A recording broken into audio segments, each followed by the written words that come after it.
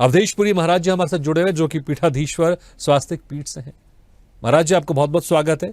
अभिनेत्री वर्षा यादव जी भी हमारे साथ जुड़ी हुई है और सामाजिक कार्यकर्ता सोशल वर्कर संजय पराते जी हमारे साथ जुड़े हुए हैं।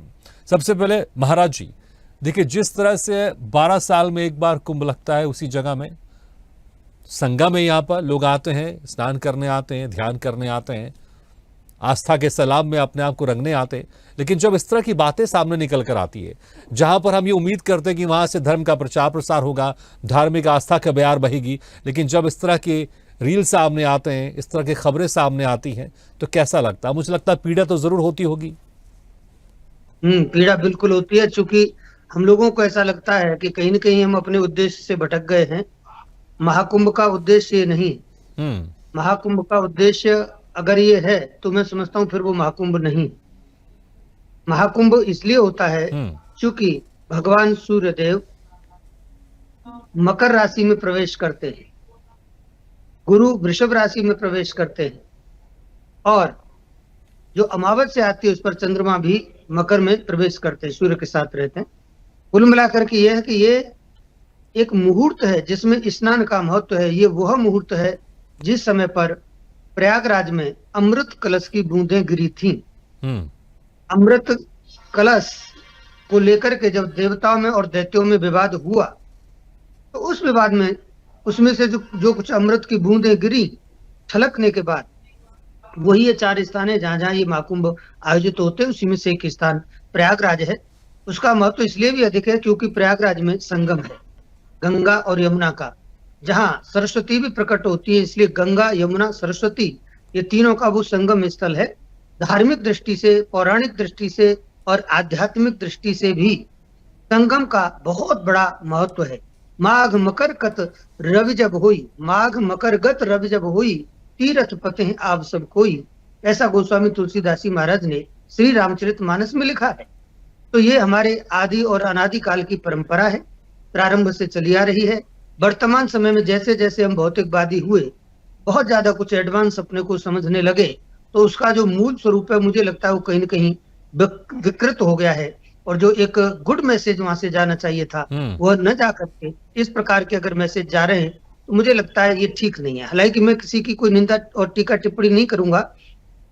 ठीक है, अगर मोनालिसा वहां जाकर के अगर विख्यात हो रही है, प्रख्यात हो रही है, वायरल हो रही है, तो ठीक है, वो उसकी किस्मत है। लेकिन उसमें मोनालिसा का दोष नहीं है, दोष है मीडिया का, इवन सोशल मीडिया का। सबसे पहले चीज सोशल मीडिया पर आई और मीडिया ने भी फिर उसको ऐसा लपका कि जैसे कोई बहुत बड़ा मुद्दा हमारे हाथ से निकल गया। तो मैं जहां तक समझता हूँ, सोचना चाहिए भाई, लोगों का कोई दोष नहीं है। हम उनके सामने जो परोसेंगे वो तो उसको स्वीकार कर लेंगे। अच्छी चीज हर व्यक्ति को अच्छी लगती है, तो उन्होंने ठीक है उसको स्वीकार किया या पसंद किया, वायरल हो जाती है। तो मुझे जहां तक लगता है कि ठीक है, कम से कम ऐसी जगहों पर पहुंचना चाहिए जो साधु संत हैं, जो वर्षों की तपस्या के बाद। लेकिन आप हर्षा जी को लेकर क्या बोलेंगे? जिस तरह से पहले अभिनेत्री थी वो, अब वो सन्यासी जीवन में आना चाहती हैं, हालांकि अभी भी वो आ रही हैं। वो जो जटा पहनती हैं, वो जटा उनकी असली नहीं है, वो नकली लगाती हैं वो। तो क्या कहेंगे आप? ठीक है, बहुत अच्छी बात है, मुझे लगता है स्वागत करना चाहिए। अगर कोई इस आस्था के जीवन में आना चाहता है, इस धर्म को अपनाकर पूरी तरह से उसमें रंगना चाहता है, तो मुझे लगता है स्वागत करना चाहिए। लेकिन दिखावा तो नहीं होना चाहिए, कम से कम ना। बस यही, जितना आप कह रहे उतना ही मैं भी कहना चाहूंगा कि केवल दिखावा नहीं, थोड़ा सा उसमें वास्तविकता भी होनी चाहिए। रही आने की और न आने की बात, तो वो महाकुंभ है, माँ गंगा सबकी है, सभी उसमें डुबक लगा सकते हैं, किसी के लिए कोई परहेज नहीं है। ना वहाँ कोई जाति है, न कोई धर्म है, न कोई वर्ग विशेष है जो उसमें डुबक नहीं लगा सकता। तो आने पर तो किसी को आपत्ति इसलिए नहीं होनी चाहिए। रही उनके उसकी बात कि उनका अट्रैक्शन किधर है। अगर उनका अट्रैक्शन भगवा में है, अगर उनका अट्रैक्शन जटाओं में है, तिलक में है, चंदन में है, हमारे धर्म और संस्कृति में है, अगर अट्रैक्शन है तो बहुत अच्छी बात है। अगर 2-4 दिन का ही अट्रैक्शन है तो वो जाने, मैं नहीं ज्यादा कुछ कहूंगा। लेकिन मैं इतना जरूर कहूंगा कि हमारे जो धर्म का जो मूल स्वरूप है, सिंहस्थ का जो मूल उद्देश्य है, कम से कम हम उसका बहुत ध्यान रखें। और इन चीजों पर मीडिया को भी ध्यान रखना चाहिए कि हम ऐसी चीजों को वहां से निकाल करके लाएं जिसकी आवश्यकता है। क्योंकि महाकुंभ का उद्देश्य ही ये था, वह मंथन हो। किस चीज पर मंथन हो? मंथन होना चाहिए सामाजिक समस्याओं पर, मंथन होना चाहिए राष्ट्रीय समस्याओं पर, मंथन होना चाहिए धार्मिक समस्याओं पर, आध्यात्मिक समस्याओं पर। ये जो समस्याएं हैं देश के सामने, इवन मैं कहूंगा कि विश्व के सामने, क्योंकि यह कुंभ विश्व स्तरीय है, तो इस विश्व स्तरीय महाकुंभ में विश्व स्तरीय समस्याओं पर जहाँ चिंतन होना चाहिए, मंथन होना चाहिए, जो वहां एक से एक बड़े महापुरुष भी पधारे हैं, उनकी जो त्याग है, बिल्कुल। उनका त्याग, उनकी तपस्या, उनकी साधना, उसके बारे में उससे लोगों को अवगत कराना चाहिए। ये मीडिया का धर्म बनता है, अथवा सोशल मीडिया का। तो वो तो कहीं दूर रह गए बेचारे, और ऐसी ऐसी चीजें सामने आ रही है जिनको सामने नहीं आना चाहिए कम से कम। हाँ, हम किसी की निंदा इसलिए नहीं करना चाहेंगे, ठीक है, भगवान ने जिसको जो दिया है, लेकिन उसके लिए अलग अलग प्लेटफॉर्म भी हैं। आप उनको अगर हाईलाइट करना चाहते हो तो दूसरे प्लेटफॉर्म पर आप हाईलाइट कर सकते हो, लेकिन ये जो प्लेटफॉर्म है, ये धर्म का है, ये संस्कृति का है, ये सनातन का है, तो इसमें सनातन की चिंता होनी चाहिए। और सनातन के लिए हम क्या अच्छे से अच्छा वहाँ मंथन कर सकते हैं, कुछ अच्छी चीजें ला सकते हैं, कुछ अच्छे संदेश वहां से हम प्रसारित कर सकते हैं। इस ओर ध्यान देना चाहिए, मैं जहां जी। तक समझता हूँ।